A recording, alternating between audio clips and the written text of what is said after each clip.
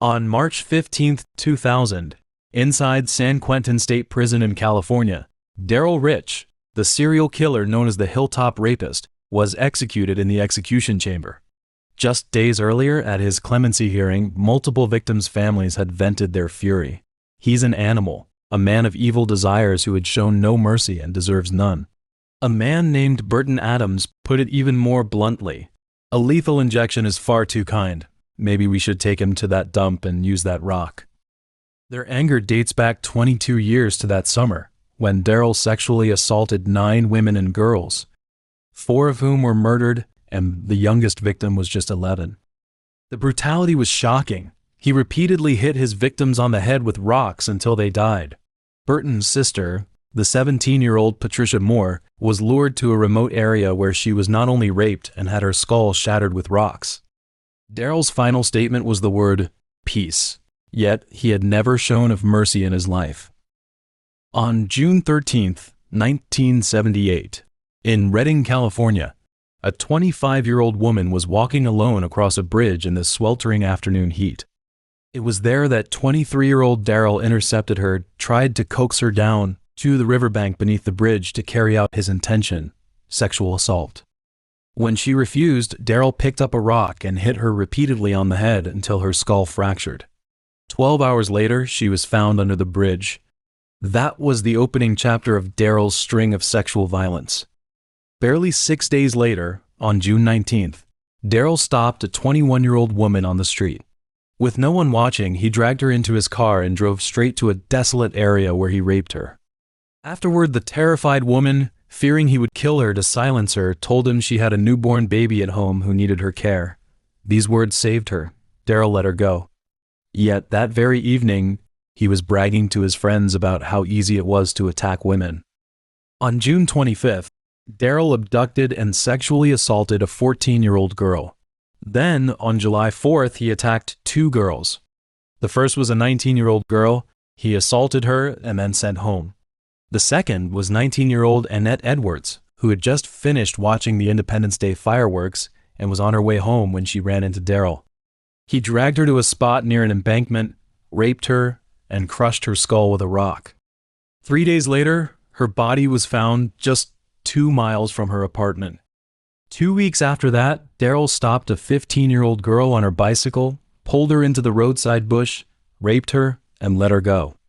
At that time, he became increasingly skilled at this approach and grew bolder and bolder. On August 2nd, 17-year-old Patricia Moore vanished. 4 days later, on August 6th, 27-year-old Linda Slavic also vanished. Then, on August 13th, 11-year-old Annette Selix was kidnapped while walking to a nearby market to buy groceries. The next day, her body was found under the John Creek Bridge in Shasta County, naked except for her underwear. The autopsy painted a horrifying picture. Annette had been raped, forced into oral sex, and bore teeth marks on her thigh. Multiple fractures, massive internal bleeding, and the fact that her body was curled into a fetal position all pointed to one unbearable truth. After being thrown from the bridge, Annette hadn't died immediately. She had suffered terribly before the end finally came. Soon, the Redding Police Department and the Shasta County Sheriff's Office launched their investigation. Annette's death fit all too neatly into the pattern of abductions and sexual assaults that had been plaguing the Redding area since June 13, 1978. Young women and girls approached by a male attacker, forcibly taken to remote areas or hilltops and raped. Because of these signature characteristics, the attacker had been dubbed the Hilltop Rapist. Almost 2 days later, someone at a garbage dump stumbled upon a woman's body. When police and the coroner arrived at the scene, the deceased was identified as Patricia, who had been missing for 2 weeks. She had been sexually assaulted, her skull severely deformed, several teeth broken, and the cause of death was confirmed as head trauma from blunt force injuries. While officers were still combing the area, they found a second body just 20 feet from Patricia. It was Linda, also sexually assaulted, but unlike Patricia, she had been shot. 2 bullets were found in her body. One had struck her neck, the other her mouth, severing her spinal cord and killing her instantly. August 20th, an anonymous caller reported to police that Darrell had told him about a body found at a garbage dump. the very same dump where Patricia and Linda had been found. The next day, officers brought Darrell in for questioning. He agreed to take a polygraph test and failed it, but without hard evidence, they had no choice but to let him go. Yet shortly after, another call came in. This time, the caller claimed Darrell had been boasting about his involvement in multiple murders, claiming he'd been paid $7,000 for a murder. He had even mimicked Linda's final pleas of, don't do it, and said Patricia was at the wrong place at the wrong time. August 23rd, police arrested Darrell while he was drinking at a bar in Reading. Meanwhile, the physical evidence collected from multiple crime scenes finally broke through. Semen samples, hairs left behind by the attacker, survivors' statements, forensic traces of tire impressions and fibers, and the bite marks on Annetta's body, all of it pointed squarely at Darrell, and the gun used to kill Linda was also found at his foster mother's home. Then, Darrell confessed to everything: the sexual assaults on 9 women and girls, and the murders of Edwards, Patricia, Linda, and Annette. During a 2-hour interrogation, he said, "The only reason I got caught is because I wanted to get caught." On January 23, 1981, the jury found Darrell guilty of 3 counts of first-degree murder with special circumstances and 1 count of second-degree murder, sentencing him to death for 2 of the 4 killings. During his nearly 2 decades on death row at San Quentin, every appeal he filed was denied, and his execution date was ultimately set for March 15, 2000. When reviewing the appeals, Ninth Circuit Judge Michael summarized his crimes.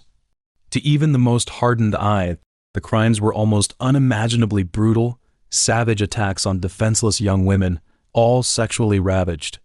4 were also murdered, 2 bludgeoned to death, a 3rd shot in the face, and a 4th, an 11-year-old girl, thrown off a 100-foot bridge to her death.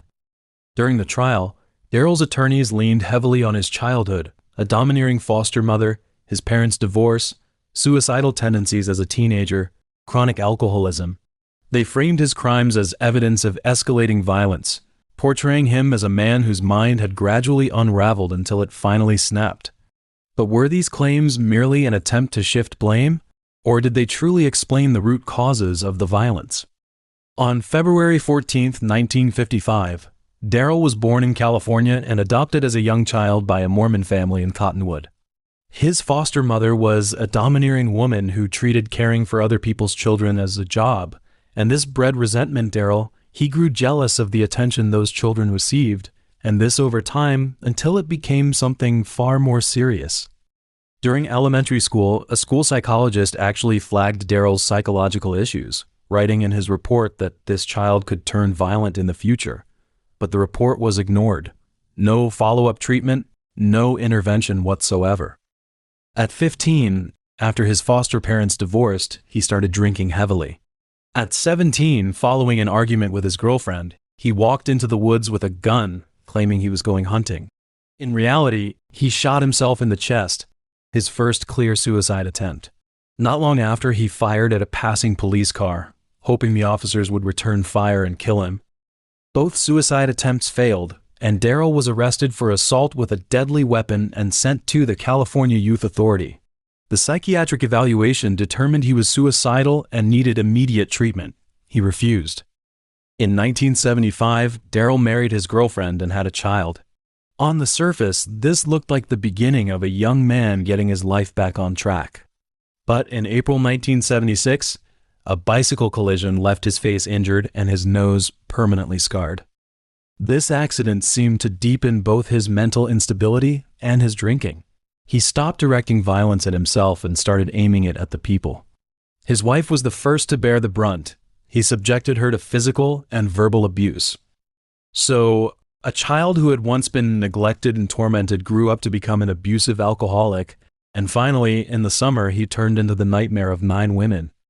In early 2000, as his execution date drew near, Darrell petitioned then-Governor Gray Davis for clemency, citing his model behavior in prison and his remorse. On March 7th, Gray Davis formally denied the request, emphasizing the sheer brutality of Darrell's crimes against his young victims. Victims' families' testimony formed the most crushing part of that clemency hearing. Annetta's aunt spoke of 22 years of agony, describing how Annetta's mother plays her child's death over and over in her mind. "I'm here to plead for mercy," she said. "Certainly not for Darrell Rich, but for us, the families of all his victims. Execute him and let him go to hell." One survivor said, "He has taken my ability to live in peace." Burton Adams, Patricia's brother, hadn't learned the full details of his sister's murder until the night before the hearing. Burton said, "A lethal injection is far too kind.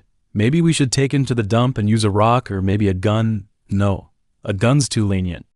On March 15, 2000, inside San Quentin State Prison, Darrell refused a last meal. He only drank beef broth, papaya juice, and Gatorade. At 12:13 a.m., he died in the execution chamber.